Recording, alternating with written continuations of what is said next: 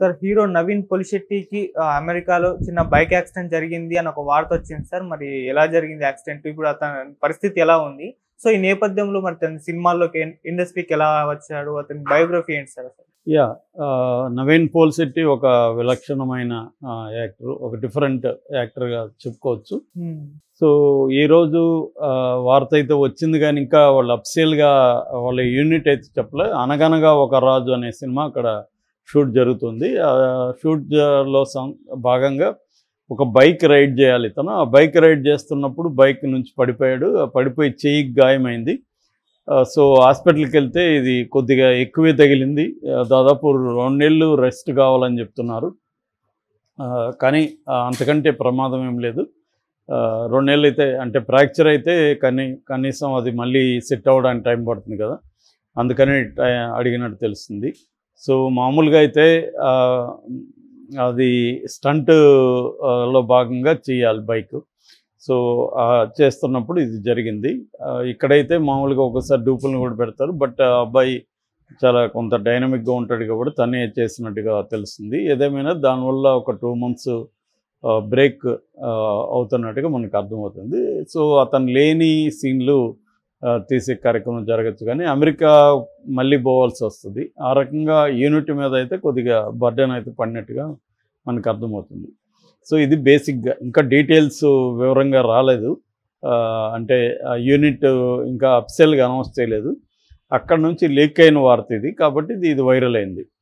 ఇక నవీన్ పోలిశెట్టి సినిమా రంగంలోకి ఎలా వచ్చాడు, అతని కెరీర్ గ్రోత్ ఏంటి అనేది వెరీ వెరీ ఇంట్రెస్టింగ్గా ఉంటుంది అతనిది. ఎందుకంటే అతను 90లో పుట్టాడు, ఇక్కడే హైదరాబాదు. వాళ్ళ ఇంట్లో అందరూ కూడా, అంటే వాళ్ళ కజిన్స్ కావచ్చు, అందరూ కూడా ఐఐటి బ్యాచ్ అనమాట. సో చిన్నప్పటి నుంచి కూడా ఈ అబ్బాయి మీద ప్రెజర్ బాగుంది చదువు మీద. కానీ ఇతనికేమో చదువు ఇష్టం ఉండేది కాదు. ఇతను వెనక బెంచిగా బేసిక్గా. అయితే ఇతనిది ఆల్ బాయ్స్ స్కూల్ అనమాట, అక్కడ కో ఎడ్యుకేషన్ లేదు. సో ఒకరోజు అక్కడ మామూలుగా వాళ్ళు యాన్యువల్స్ డే జరిగేటప్పుడు చిన్న చిన్న నాటకాలు ప్లేస్ వేస్తారు, ప్రెస్ స్కూల్లో వేస్తుంటారు కదా. అలాగా ఈ అబ్బాయి ఎప్పుడు చూసినా ఏది ఇంట్రెస్ట్ లేకుండా వెనక్కి కూర్చోంటే వాళ్ళ మేడం టీచర్ చూసింది. ఒకరోజు వీడిని పిలిచి ఇక్కడ క్లాస్ ముందుకు వచ్చి ఒకసారి నవ్వేసిపో అని. ఇతనికి ఏం అర్థం కాలేదు ఎందుకు పిలుస్తుందని. సరే వెళ్ళి ఇంకా మేడం చెప్పాను కాబట్టి నవ్వాడు.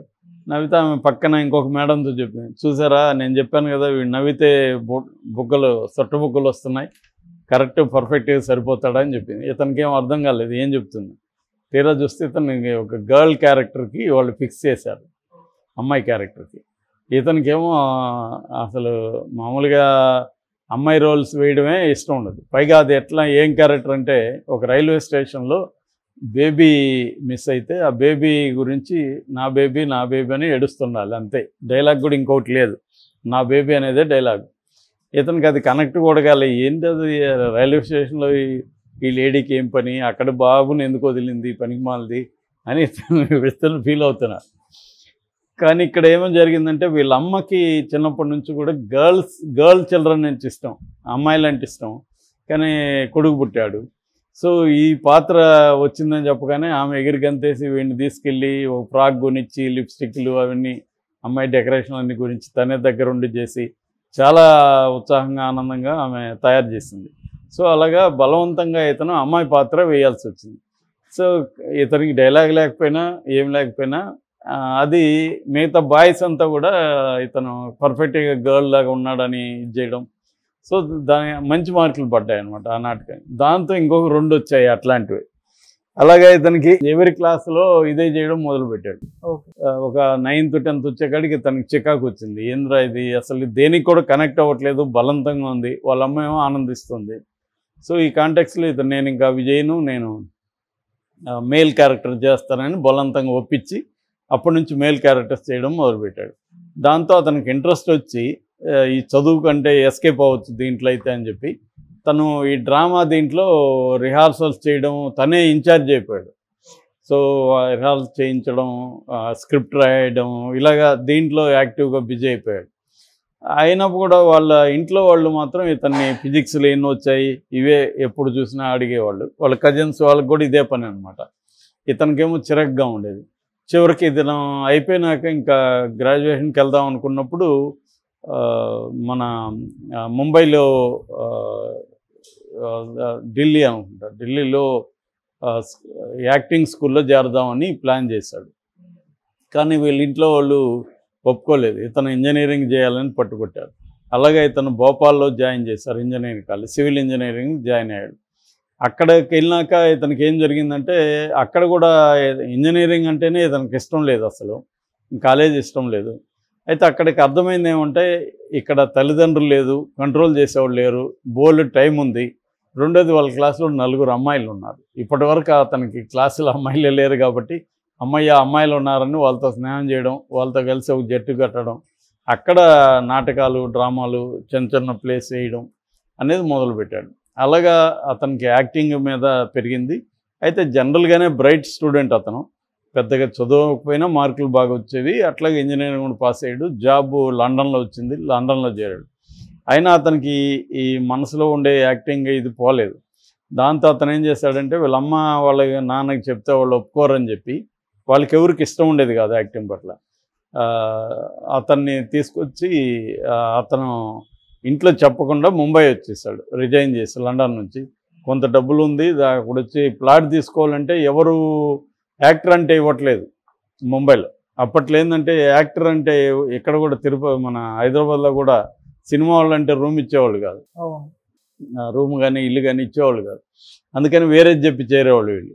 అలాగే ఇతను కూడా నేను సాఫ్ట్వేర్ ఇంజనీర్ అని చెప్పి చేరడం, అక్కడ నుంచి కొంత పార్ట్ టైం జాబ్స్ చేస్తూ థియేటర్ అంటాం కదా, నాటకాలు, అక్కడ కూడా ముంబైలో నాటకాలు వేసే గ్రూపులతో చేరి నాటకాలు వేయడం, అలా అతను చేసుకుంటూ వచ్చినప్పుడు అతనికి కొంత ఫ్రెండ్ సర్కిల్ ఉంటే ఇక్కడ లైఫ్ కొన్ని చిన్న షార్ట్ ఫిల్మ్స్ చేశాడు ఇతను. జీ ఫార్ ఇది దోపిడీ అని, తర్వాత ట్రూత్ ఆఫ్ ఇంజనీరింగ్ తన ఇంజనీరింగ్ కాలేజ్ అనుభవాలతో ఒకటి చేశాడు, తర్వాత హాఫ్ డే అని ఒకటి చేశాడు. ఆ 2 యూట్యూబ్లో దాదాపు 5 కోట్ల వ్యూస్ వచ్చింది, పెద్ద హిట్ అయిపోయినాయి.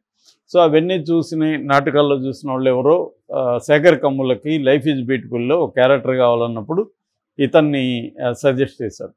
సో అలాగా 2012లో లైఫ్ ఈజ్ బ్యూటిఫుల్లో ఇతను ఒక చిన్న రోల్ వేశాడు. అప్పట్లో దాంట్లో విజయ్ దేవరకొండ కూడా వేశాడు. అలాగా వీళ్ళిద్దరూ దాంట్లో సెలెక్ట్ అయ్యారు. అది కూడా ఇతనికి పెద్ద ఇంట్రెస్ట్ లేదు, కానీ అంటే ఇతనికి ముందు నుంచి కూడా ఏదైనా క్యారెక్టర్ కనెక్ట్ అయితే కానీ చేసే అలవాటు లేదనమాట. తనకు ముందు కనెక్ట్ అవ్వాలి, ఆ క్యారెక్టర్ తనకి నచ్చాలి, అప్పుడే కనెక్ట్ అయితే కానీ కాన్ఫిడెన్స్ రాదు నాకు అని చెప్తాడు. అతను కాన్ఫిడెన్స్ లేకపోతే నేను అది చేయలేను. సో అలాగా అతను కాన్ఫిడెన్స్ లేకపోయినా శేఖర్ కమ్ముల పని విధానం నచ్చి అక్కడ జాయిన్ అయ్యాడు. అట్లాగే తర్వాత 1 అనే ఉంది కదా, మహేష్ బాబు సుకుమార్ డైరెక్ట్, దాంట్లో వచ్చింది. ఇదంతా ఎందుకు చేశారంటే ఆ క్యారెక్టర్లు పెద్దగా కనెక్ట్ అవ్వకపోయినా డైరెక్టర్ల నుంచి మనం ఫిల్మ్ మేకింగ్ నేర్చుకోవచ్చు. ఇతనికి ఏంటంటే ముందు నుంచి కూడా writing, film writing, script writing, film making వాటి మీద కూడా బాగా ఇంట్రెస్ట్ ఉందన్నమాట. అలాగే నేర్చుకోవచ్చు అని చెప్పి వాళ్ళతో వెళ్ళాడు. సో అట్లా మెల్లగా ఫస్ట్ పెద్ద సినిమా అతనికి ఏజెంట్ సాయి శ్రీనివాస్ ఆత్రేయ అది ఛాన్స్ వచ్చింది. దాంట్లో ఇతను ఆ డైరెక్టర్తో కలిసి కొద్ది రోజులు స్క్రిప్ట్ రైటింగ్ కూడా పాల్గొన్నాడు. తను కూడా యాక్టివ్గా రాశాడు. ఇద్దరు కలిసి ఆ స్క్రిప్ట్ రాశారు. అది ఇంకెంత పెద్ద హిట్ అయిందో మనం చెప్పాల్సిన అవసరం లేదు. దాదాపు అది 25 కోట్లు కలెక్ట్ చేసింది. లో బడ్జెట్ సినిమా అది. దాంతో ఒకసారిగా అందరూ గుర్తించారు, ఈ అబ్బాయికి మంచి పేరు వచ్చింది. ఇంకా అక్కడి నుంచి దాని తర్వాత రెండో సినిమా మాత్రం చిత్సోర్ అని హిందీ సినిమా వచ్చింది. ఇక్కడ స్క్రిప్ట్లు నచ్చలేదు అతనికి. చిత్సోర్ హిందీ సినిమా వస్తే అది నితిన్ తివారీ డైరెక్షన్, అది 150 కోట్లు కలెక్ట్ చేసింది. దాని తర్వాత మూడో సినిమా జాతిరత్నాలు 2021లో.